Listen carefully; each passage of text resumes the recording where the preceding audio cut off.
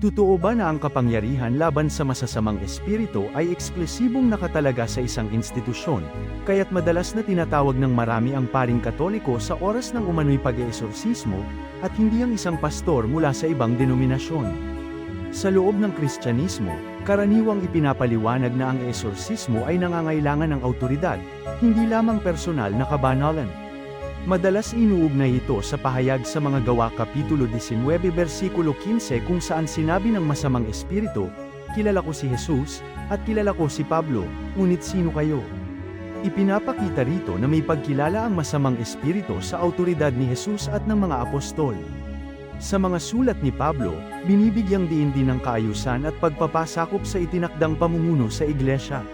Sa unang Korinto Kapitulo 12 versikulo 28, sinabi niya na ang Diyos ay nagtalaga ng iba't ibang tungkulin sa iglesia, una ang mga apostol. Mula rito, binuo ang ideya na ang awtoridad ay ipinapasa at pinangangalagaan sa isang istrukturang pang-iglesia. Sa Ebanghelyo, mababasa rin na si Jesus ay nagbigay ng kapangyarihan sa kanyang mga alagad.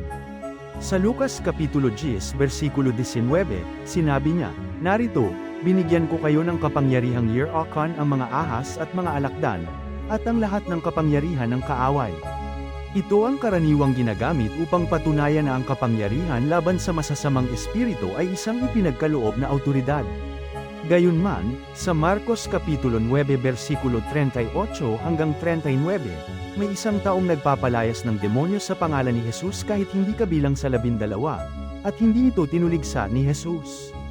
Ipinahihiwatig nito na ang kapangyarihan ay hindi laging nakatali sa isang formal na institusyon, kundi sa tunay na pagtalima sa Diyos.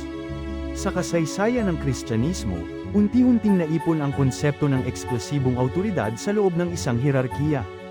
Dito pumasok ang paniniwala na ang paring Katoliko, bilang bahagi ng apostolikong pagpapamana, ay may natatanging karapatan sa eeksorsismo.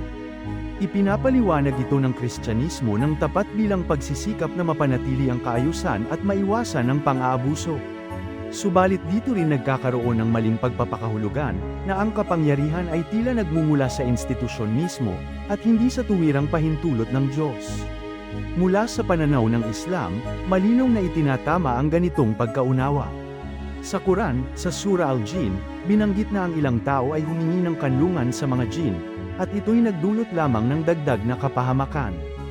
Ipinapakita rito na ang pagharap sa mga nilalang na hindi nakikita ay hindi dapat isinasandig sa tao o sa istruktura, kundi sa Diyos lamang.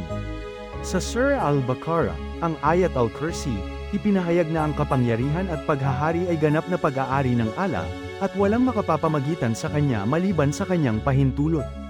Ang awtoridad laban sa kasamaan ay hindi ipinapamana sa dugo o tanggapan, kundi ipinagkakaloob ng Diyos sa sinumang tunay na nagpapasakop sa kanya. Dagdag pa rito, sa Surah Al-An'am, ipinapakita na sa araw ng paghuhukom, mananagot ang tao at ang jin sa kani-kanilang ginawa, na nagpapahiwatig na ang relasyon ng tao sa di nakikitang nilalang ay saklaw ng banal na hustisya, hindi ng kapangyarihang panrelihiyon. Sa Islam, ang proteksyon laban sa kasamaan ay isinasagawa sa pamamagitan ng panalangin, pag-alaala sa Diyos, at pagsunod sa kanyang kautusan, hindi sa ritual na nakatalaga lamang sa iilang tao. Sa ganitong liwanag, nauunawaan na ang tanong kung bakit paring Katoliko ang madalas tawagin ay higit na bunga ng kasaysayan at paniniwalang institusyonal, hindi isang patunay ng eksklusibong katotohanan. Ang Islam ay hindi sumisira sa paniniwala ng Kristyanismo, bagkus ay nag-aanyaya sa mas malalim na pagninilay, kanino ba talaga nagmumula ang kapangyarihan? Sa Diyos ba, o sa estrukturang ginawa ng tao? Sa pagtatapos, inaanyayahan ng mga manunood at tagapakinig na pakinggan at pagnilayan ang presentasyong ito bilang bahagi ng mas malawak na paghahanap ng katotohanan. Ang usapin ng awtoridad sa espiritual na daigdig ay hindi dapat tapusin sa nakasanayan, kundi suriin sa liwanag ng banal na kapahayagan at kasaysayan, upang ang pananampalataya ay maging mas malinaw, mas tapat, at mas malapit sa tunay na kalooban ng Diyos.